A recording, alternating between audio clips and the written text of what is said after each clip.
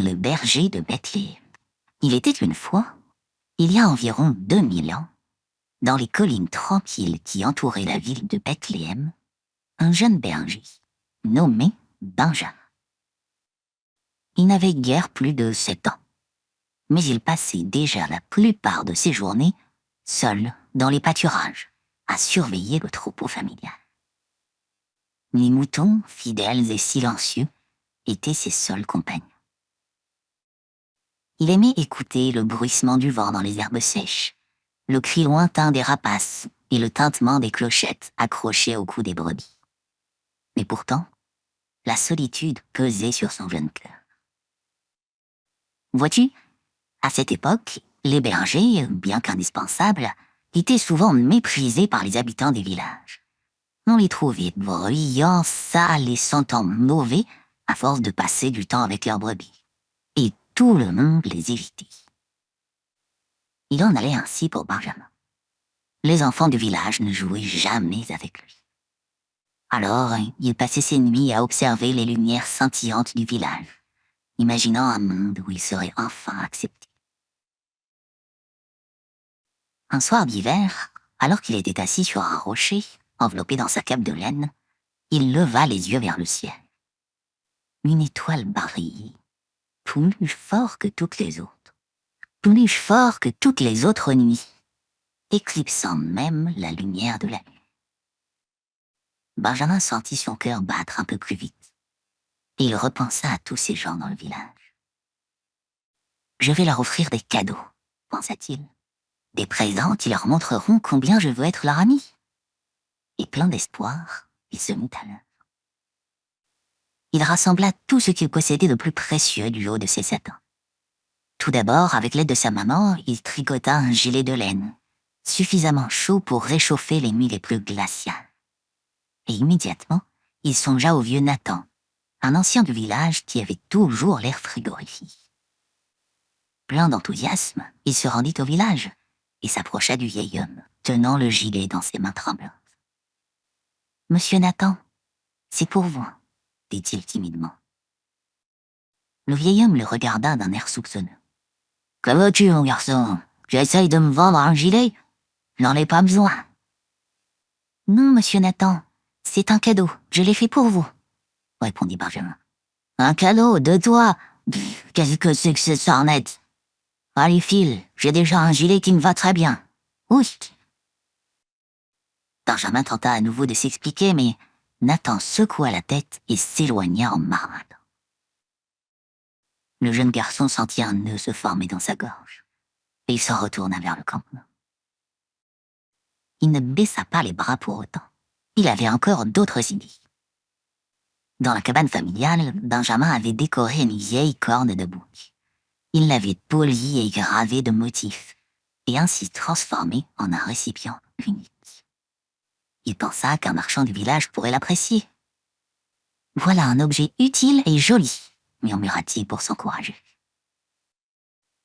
Mais le marchand, un homme sévère et calculateur, haussa les épaules en voyant la corne. « Je ne peux rien faire avec ça, » dit-il d'un ton sec. « Ça n'a aucune valeur. Si tu veux me plaire, apporte-moi de l'argent ou quelque chose que je puisse revendre. » Une nouvelle fois, Benjamin eut le cœur lourd en essuyant ce refus, et, à nouveau, s'en retourna vers le campement. Alors il sculpta une petite figurine de bois représentant une brebis. C'était un travail fin, précis, et dans lequel il avait mis tout son amour. Il la destinait à Sarah, une jeune fille du village. Mais quand il lui tendit la figurine, elle éclata de rire. « C'est joli, Benjamin, mais je n'ai pas besoin de jouer, tu ferais mieux de garder ça pour toi. » Cette fois, c'en était trop. Et lorsqu'il s'en retourna vers le campement, il avait les larmes aux yeux. « Ils ne veulent rien de moi, » pensait-il. « Peut-être que je ne compte pour personne. » Mais en arrivant près du troupeau, il trouva ses parents dans un état d'excitation inhabitué.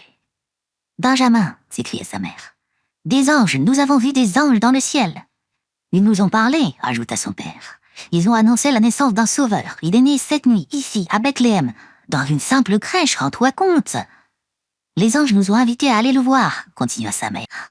Nous devons y apporter un cadeau. Et sans avoir réellement eu le temps de réaliser ce que venaient de dire ses parents, Benjamin se retrouve en train de courir dans la campagne derrière eux.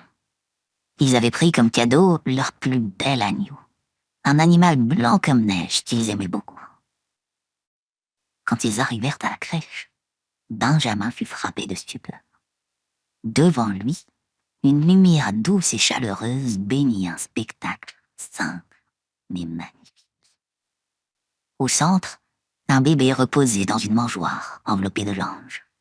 À ses côtés, une jeune femme au visage paisible, Marie, et un homme robuste, Joseph, veillait sur lui. Au-delà des maigres bougies qui éclairaient la scène, il semblait qu'une lumière mystérieuse émanait de ce nourrisson. Benjamin sentit une chaleur inconnue envahir son cœur. C'était comme si toutes ses blessures et toutes ses peines s'évanouissaient devant ce spectacle. Ses parents s'approchèrent et déposèrent l'agneau aux pieds de l'enfant. Et Benjamin se rendit compte que, dans la précipitation, il avait oublié de prendre un cadeau pour cet enfant.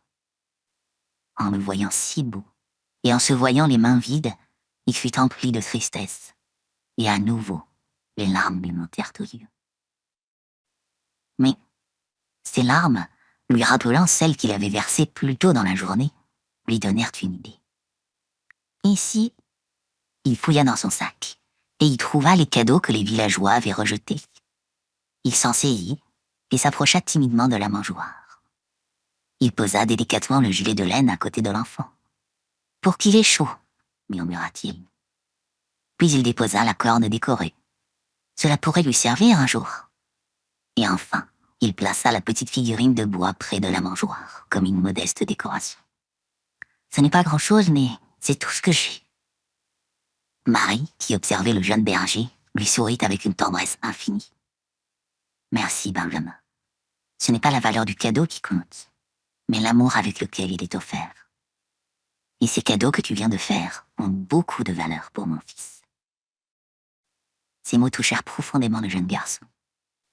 Il recula et se plaça entre ses parents pour admirer la scène. En cet instant, le village n'était plus important pour lui. Plus rien n'était important, car il goûtait tout l'amour du monde.